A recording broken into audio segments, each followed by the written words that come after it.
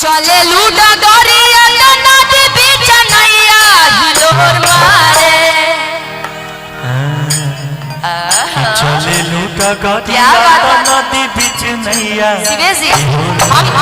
हम दोनों कलाकार तो है ही, टूटे फूटे जो भी हम लोग गा लेते हैं, लेकिन हम लोग से ज्यादा अच्छा गाने वाले हमारे यहाँ पे श्रोता लोग आए हुए हैं। श्रोता वही होते हैं जो सुनते हैं। हाँ, तो देखिए ना, हम थोड़ा सा गाए हैं तब तक ये लोग पहले ही गा दिए, तो हम लोग चाहेंगे ना कि हम थोड़ा सा गाएंगे फिर ये लोग गाएंगे। हाँ, हम लोग बैठ के थोड़ा सा प्रयास करते हैं, हम थोड़ा सा गाएंगे तैसे आप लोग गाएंगे, ठीक है?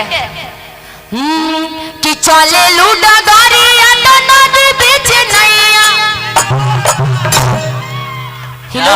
हिलोर इतना आराम से मारता है, कमर हिला के हिलोर मारोगे। वाह, ऐसा हिलोर मारिए कि इधर के लोग दह जाए, बह जाए। पानी में हिलोर ऐसे ही होता है ना। हाँ, तो इधर से मारिएगा, ठीक है? कोई जरूरी नहीं है कि कोई खड़ा होकर के ही डांस करेगा, बैठ के भी डांस किया जाता है। और जैसे हमारे गांव में कुछ लोग होते थे ऐसे ऐसे हिलोर मारते हैं। तो ये वाला आप लोगों को नहीं खेलना है, ठीक है? ये वाला डांस आप लोग को नहीं करना, आपको सिर्फ बैठ करके करना है, बैठ के एकदम एंजॉय करना है। कि चले लूटा गोरिया नदी बीच हिलोर मारे। बस एक 5 ही आदमी में हिलोर मारता है। आप लोग नहीं मारेगा तो थोड़ा आवाज निकालिए ना। मोतिहारी में इतना ही आवाज है, यहाँ की जनता में इतना ही आवाज है। हाँ, अब सबका धीरे धीरे आवाज आना चाहिए, ठीक है? और गमछी तो किसी के पास नहीं है, किसी के पास गमछी रुमाल होता तो थोड़ा सा ऐसे हिला करके। बाबा के पास में गमछी है, बाबा तनी अपन गमछी खोल लेना। तोरा का पता है हम तो बाबा का तो वो जो टूटा हुआ दांत है ना, मुझे बड़ा अच्छा लग रहा है। बड़का रंगदार लगते हैं। सही बात है, बाबा के टूटा हुआ दांत। बाबा तनी हंसी ना, एक बार जोरदार ताली बजा दीजिए। अधिकतर लोग जाने वाले चले गए, लेकिन बाबा अभी तक बैठे हुए हैं, प्रोग्राम का आनंद ले रहे हैं भाई। लेकिन एक बात है, एक बात फिर मैं बाबा के लिए बोलना चाहूंगा। बोलिए ना, बोलिए ना। कि बुजुर्गों में जवानी का जोश होता है, बुजुर्गों में भी बुजुर्गों में भी जवानी का जोश होता है। और तन भले ही कछुआ है लेकिन मन अंदर से खरगोश होता है। क्या बात, देख लीजिए, ताली बजा रहे वो भी। अच्छी बात है भाभी। चले लूटा गोरिया नदी बीच नैया हिलोर मारे। चले लूटा गोरिया नदी बीच नैया हिलोर मारे। इतनी अच्छी हमारी म्यूजिक बज रही है, इतना अच्छा। यहाँ पे रुपेश जी और आकाश जी बैठे हुए हैं, गुप्ता जी, सभी लोग यहाँ पे चेयर पे बैठे। आप लोग इतने जनता जनार्दन, इतना प्यारा जनता जनार्दन हमारे सामने बैठे, तो सब लोग साथ में गाया जाए भैया। कि चले लूटा गोरिया नदी बीच हिलोर मारे। चले लूटा गोरिया नदी बीच नैया हिलोर मारे। हिलोर मारे। देख रहे थे कि कैसे आप लोग कर रहे हैं। हिलोर मारे। अच्छी बात है, क्योंकि हम लोगों से ज्यादा आवाज ना ये जितने कैमरे लगे हैं ना, आप लोग का जाएगा, देखिएगा। हाँ, तो आप लोग अपना थोड़ा आवाज अंदर से खोलिए, एकदम सुर को बनाइए थोड़ा सा। छोड़ के पेन सलवार। कि चले लूटा गोरिया नदी बीच नैया हिलोर मारे। चले लूटा गोरिया नदी बीच नैया हिलोर मारे। एक मेरा भाई है, आप इधर आना, उसका देखिएगा कमर का डांस कितना अच्छा करता है। अरे बाप रे, हाँ। एक गमछी दे दीजिएगा, गमछी, एगो गमछिया दे दो। ए बाबू, आगे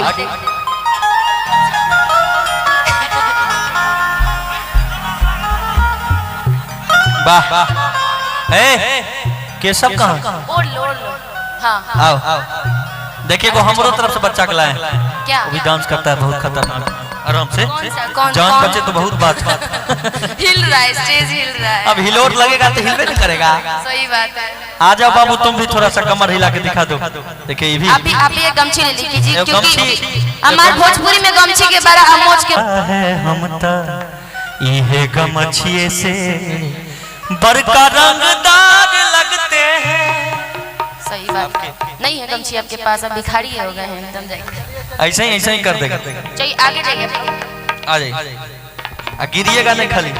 ये समझ ली कि रउआ मर्द मेरा रोए लोग, ठीक?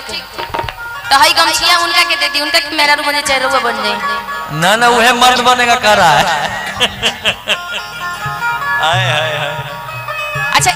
जाइए क्योंकि आप लोग ऑलरेडी गिर जाइएगा उधर। थोड़ा स्टेज को कवर कीजिएगा, ठीक है। और इधर से हम चाहेंगे कि आप लोग ताली का सपोर्ट जरूर कीजिएगा।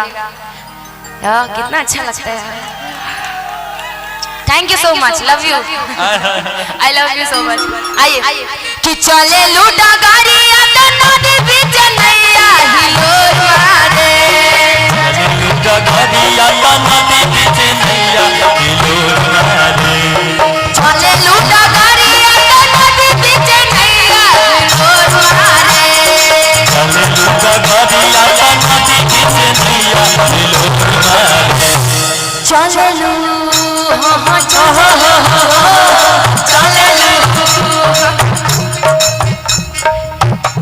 एक दूसरे को देख काहे रहे हैं आप लोग? प्यार हो जाएगा फिर देखा कहीं गलते मत हो जाए। हम अभी कहबे कहने के मदद मेरे अंदर फीलिंग मत ला लिया लोग ध्यान में, ठीक है एकदम। चले लू हाँ चले लू, चले लू हाँ चले लू, चले लू डगरिया नदी बीच नैया हिलोर मारे, चले लू डगरिया नदी बीच नैया हिलोर मारे, हिलोर मारे करी भैया के गोरी हिलोर मारे, हिलोर मारे, करी भैया के गोरी हिलोर मारे, अरे भैया हिलोर मारे।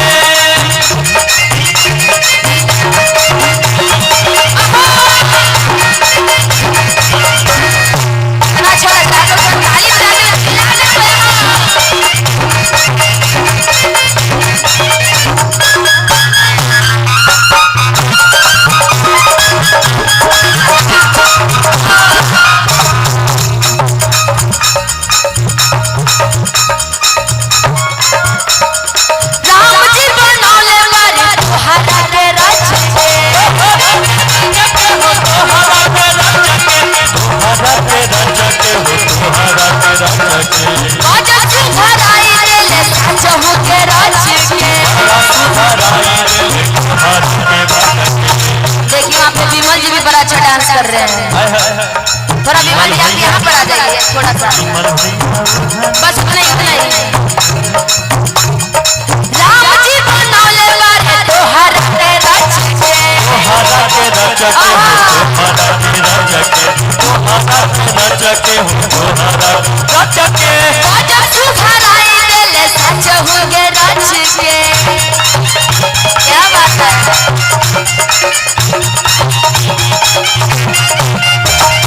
चले लू हाँ चले लू जियो, चले लू हाँ चले लू।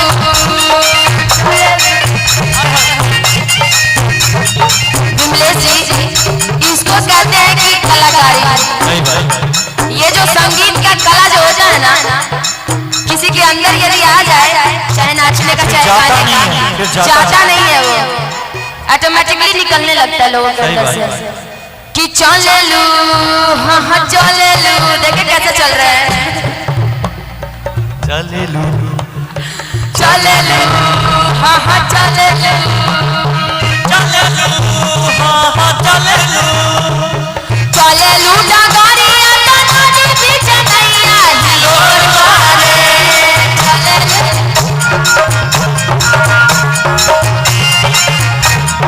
चले लू डगरिया नदी बीच नैया हिलोर मारे। कमर भाई आपका कमर है कि क्या है भाई? कमरा हो संभाल के स्प्रिंग लग रहा है तो मानना पड़े। बहुत एक बार जोरदार तालियां बजा दी जाने के लिए। बहुत बहुत धन्यवाद आपको, बड़ी अच्छी कलाकारी आपकी। विमल जी के लिए भी बहुत अच्छा कि चले लूटा गाड़ियां नदी बीच नैया हिलोर मारे, चले लूटा गाड़िया नदी बीच नैया हिलोर मारे, चले लूटा गाड़ियां नदी बीच नैया हिलोर मारे, चले लूटा गाड़िया नदी बीच नैया हिलोर मारे, हिलोर मारे। देखिएगा हिलोर मारे को कैसे तो नहीं करेंगे। कि चले लूटा गरिया त नदी बीच नैया हिलोर मारे चले लूटा गरिया त नदी बीच नैया हिलोर मारे चले लूटा